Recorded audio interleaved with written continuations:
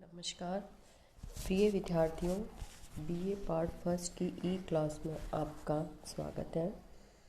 पिछले वीडियो के अंदर हमने अधिनायक तंत्रीय शासन व्यवस्था के अर्थ के बारे में और उनके उत्कर्ष और लक्षणों के बारे में पढ़ा था।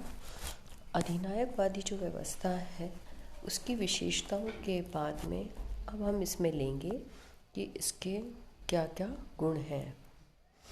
पहला इसमें है शासन में एकता व कुशलता। अधिनायक तंत्रीय शासन में जो सारी शासन की शक्ति होती है वो एक व्यक्ति के अंदर निहित होती है, चाहे कानून निर्माण से संबंधित हो, प्रशासन हो या न्यायिक कार्य, सभी कार्य एक व्यक्ति के द्वारा किए जाते हैं।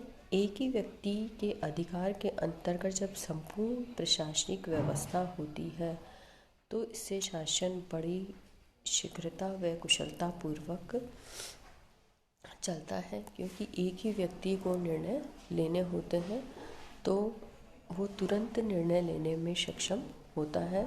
इसी के कारण जो अधिनायकवादी व्यवस्था है उसको सर्वाधिक सक्षम, शीघ्र और मितव्ययी माना जाता है। अगर हम इतिहास में देखें तो स्पेन वासियों के इतिहास में ये पहला मौका था जब वहाँ पर अधिनायकवादी व्यवस्था स्थापित हुई, जबकि रेल समय पर चलती थी, नई रेल सड़कें बनाई गई। स्पेन के परंपरागत खच्चरी मार्गों की जगह मोटर सड़कों ने ले ली। अधिनायक के अधीन व्यापार और उद्योग समृद्ध हुए, कृषि भी फली फूली और श्रम संकट दूर हुए।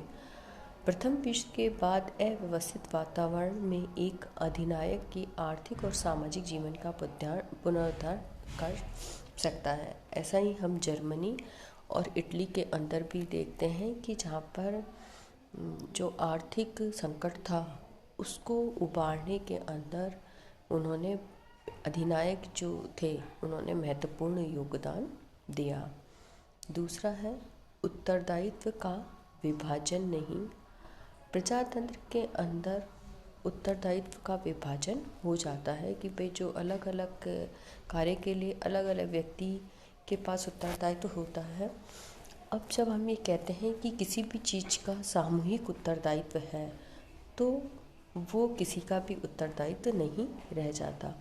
लेकिन अधिनायकवादी व्यवस्था के अंदर एक ही व्यक्ति के अधीन शासन व्यवस्था होती है। प्रशासनिक, कानूनी और न्यायिक कार्य एक ही व्यक्ति के द्वारा जब किए जाते हैं तो सभी कार्यों के लिए वो एक व्यक्ति उत्तरदायी होता है। तो इसके कारण हम ये कह सकते हैं कि वहाँ उत्तरदायित्व का विभाजन नहीं होता। जिस कार्य का जो भी दोष होगा या जो भी फ़ायदा होगा वो एक ही व्यक्ति के ऊपर डाला जाएगा, तो वो ज़्यादा अच्छे से उन अपने कर्तव्यों को ढंग से निर्वाह कर सकता है और अपने राष्ट्रीय हितों के आधार पर वो निर्णय ले सकता है। अगर कोई अधिनायक जो है वो अपने राष्ट्र के लिए कुछ करना चाहता है। अधिनायक अपने राजनीतिक कर्तव्यों और धार्मिक क्रियाओं में सम्मान ही उत्साहपूर्वक करता है। तो जब उत्तरदायित्व का विभाजन नहीं होता तो एक व्यक्ति जो जिन कार्यों के लिए उत्तरदायी होता है तो वो पूरी ईमानदारी के साथ उन कार्यों को करता है। तीसरा है संकट काल के लिए सर्वाधिक उपयुक्त।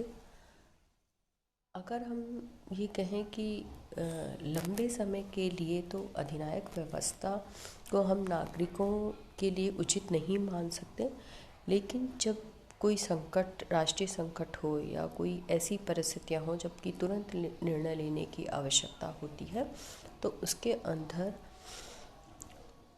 अधिनायकवादी जो शासन व्यवस्था है वो कुछ समय के लिए अच्छी मानी जाती है, क्योंकि संकट काल के अंदर प्रजातंत्रीय शासन व्यवस्था को हम संकट काल के लिए उचित नहीं मान सकते, क्योंकि वहाँ पर जो भी निर्णय लिए जाते हैं आपसी विचार विमर्श के द्वारा लिए जाते हैं, तो उसके अंदर काफ़ी समय व्यतीत हो जाता है जब तक कि वो परिस्थितियाँ ही निकल जाए।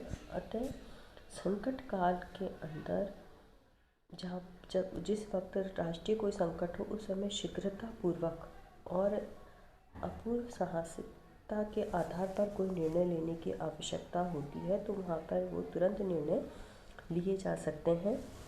संकट काल के अंतर्गत केवल एक ही अधिनायक ही आंतरिक प्रशासन और वैदेशिक संबंधों का कार्य भली भांति करते हुए अपने देश की जो प्रतिष्ठा है या जो भी उसकी रक्षा कर सकता है। पांचवा है मितव्ययी। अधिनायकवाद में प्रशासनिक अपव्यय बहुत कम होता है, क्योंकि न तो शासन व्यवस्था के संबंध में लंबा चौड़ा कोई प्रबंध करना पड़ता है, न ही चुनावों का झंझट या खर्चा उनमें होता है। अतः बहुत सारी चीज़ों का अपव्यय उसके अंदर बच जाता है। पांचवा है राष्ट्रीय भावना का जागरण। अधिनायकवादी व्यवस्था के अंदर अपने राष्ट्र को बहुत ज़्यादा महत्व दिया जाता है, उसके प्रति उसकी सभ्यता, उसकी संस्कृति, उनके बारे में काफ़ी मतलब गुणगान बढ़ा चढ़ाकर किए जाते हैं। तो नागरिकों के अंदर अपने राष्ट्र के प्रति भक्ति का भावना का उदय होता है। तो जो अधिनायकवादी व्यवस्था है, अगर हम इनके गुणों को देखें तो ये कह सकते हैं कि कुछ समय के लिए जब भी शीघ्रतापूर्वक कोई निर्णय लिए जाने हो या कोई राष्ट्रीय संकट हो, उसके समय ये शासन व्यवस्था के जो गुण हैं वो हमें दिखाई देते हैं। धन्यवाद।